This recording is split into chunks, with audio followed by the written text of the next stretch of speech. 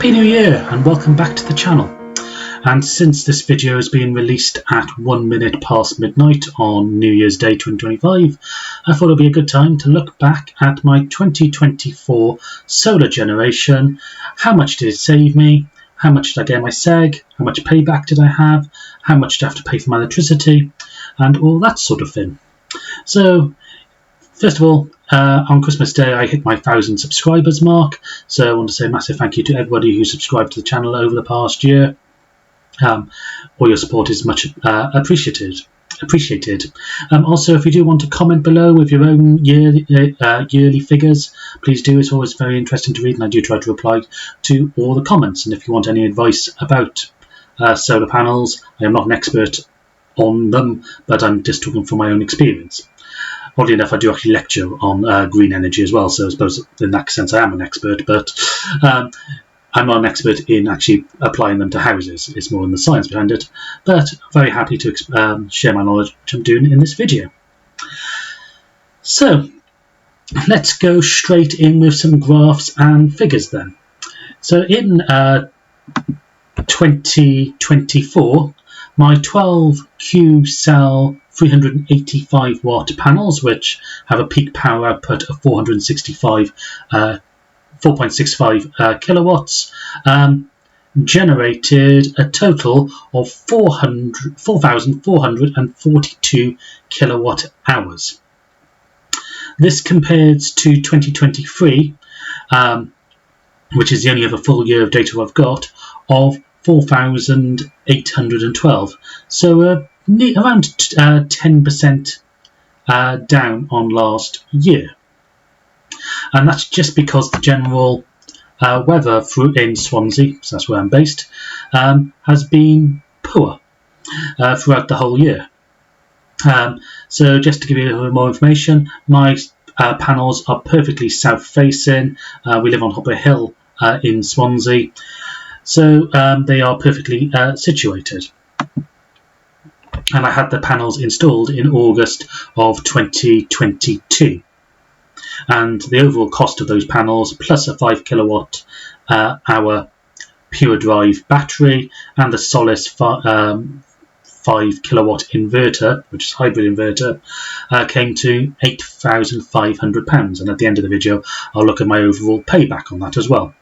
Anyway, so here's the first graph. So this is my yearly generation. So in the blue, we have the generation from 2022, and as you can see, there's only a few months worth of data there. Orange is the 2023, and the grey is the 2024. And as you can see, in pretty much every month, except for March, July, August, and October, the generation in 2023 was better than in 2024. You can also see that we haven't actually got that. We have got a bell-shaped curve going on there. However, it's much more squat and wider than you would normally say for a usual bell curve as well. And as you can see, the best month for generation was May, when we generated 642 kilowatts. However, you can see in May last year we generated 754. So you can see that losing 100 kilowatts in those peak months makes a big difference overall. So our generation was a little bit down. But what's important also to note is what happened to our general usage. So our usage in 2024 was also up on 2023. In 2023 we used just over 2,400 kilowatt hours of electricity. So our house still has gas central heating and a gas hob, but the oven is electric. And we do have an infrared heating panel in the bedroom, but we don't use very often. We just use it just to warm up the room just before bedtime. So our usage for 2024 is up by around 300 kilowatt hours to 2,694 kilowatt hours.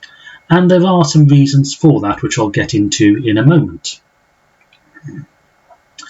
As far as import is concerned, this year we imported, depending on where I get the stats from, so whether I get it from my own spreadsheet or from the Solace app, the numbers are very similar. They're within 6 kilowatt hours of each other. We either imported 1,180 or 1,174 kilowatt hours.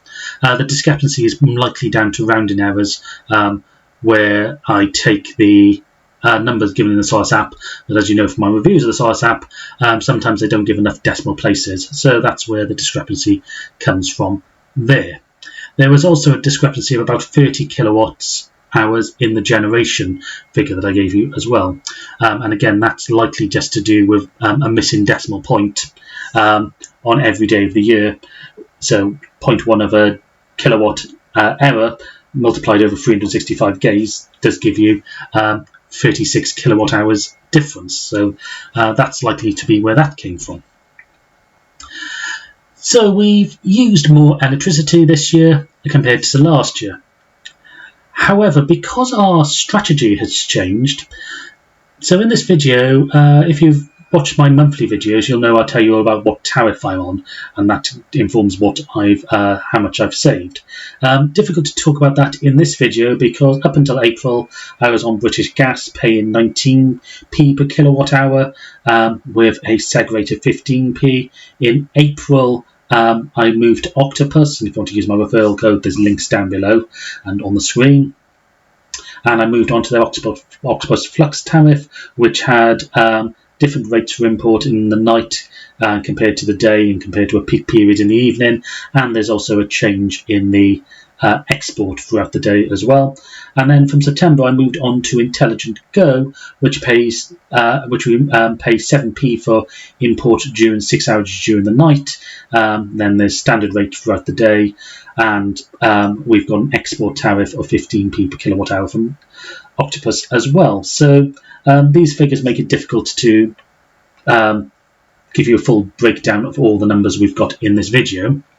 However, what I can say is that if we were just paying the price cap on the when we were with Octopus, and we were paying the 19p for import when we were British Gas up until April, and we imported all the electricity we needed to use, so i.e. that 2,700-ish, that would have cost us £593.77.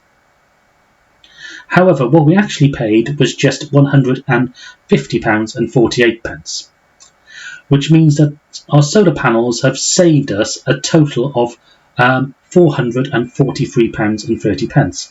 And this is a mixture of using our own electricity and also our using the cheaper rates overnight where we charge our batteries. So that's the main difference between this year and last year, is that our strategy has changed because we're getting those cheap periods whether we're on Flux or we're Intelligent Go, where we were charging the battery fully overnight and then discharging it for the day and then exporting more. So that also means that we've paid a lot more for our electricity this year than we did last year. Last year we've spent less than £70. It was £69.40 on electricity, while in 2024 we paid £150, so it was over double. However, that does mean that we've exported more. So we have exported around 3,000 kilowatt hours. Again, depending on how I calculate this, seems to give different results. And again, this is within rounding errors. So I'm going to take that 3,000 kilowatt hours export. And depending on when we were exporting, as I say, most of the year has been at 15p per kilowatt hour, except for when we were on Flux. However, that generated us £496.60. So we've had a lot more seg compared to last year, because last year our seg from the export we had then, which was also around the 3,000 kilowatt hour mark, was only £147, but that was because we were on a much lower seg rate of 5p instead of 15p. So we've over tripled our seg. So it's swings and roundabouts, so it's not exactly a year-on-year comparison. There are a bit of changes. What we can look at is this graph, and this shows in green how much we're saving each month.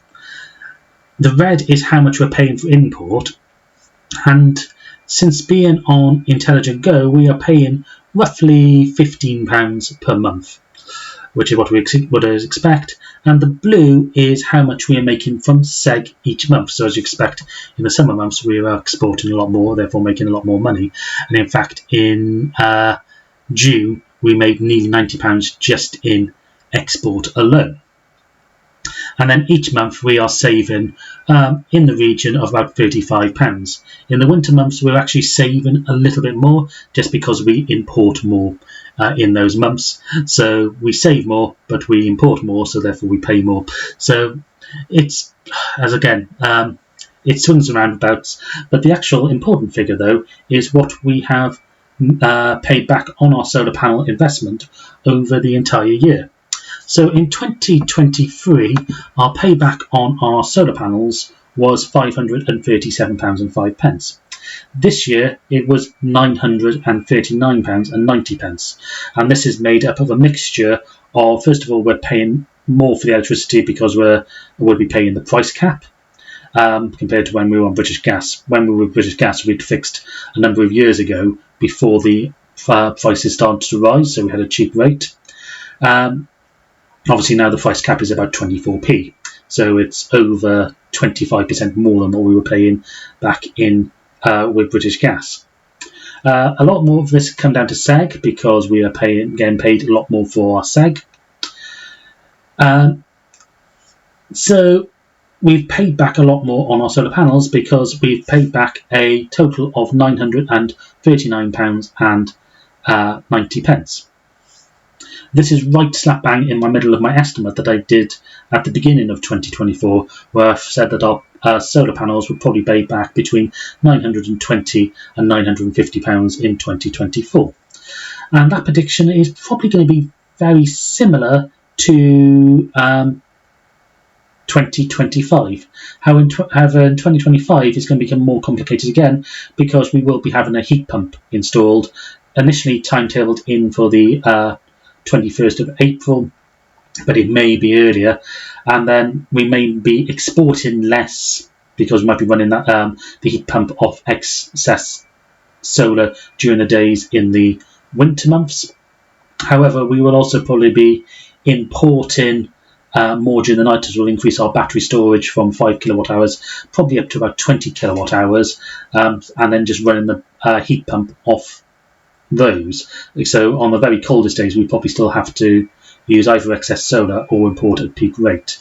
So some of the fun I'm going to be having over the next couple of weeks is designing a new spreadsheet to calculate all of this. Anyway, that means that since having our panels in August of 2022, so the past 28 months, we have paid back a total of £1,634.42 over off our initial investment of £8,500 for our solar panels. And we expect to pay back close to £1,000 this year as well. So that number is coming down, and it means that our payback period is going to be roughly 8 years.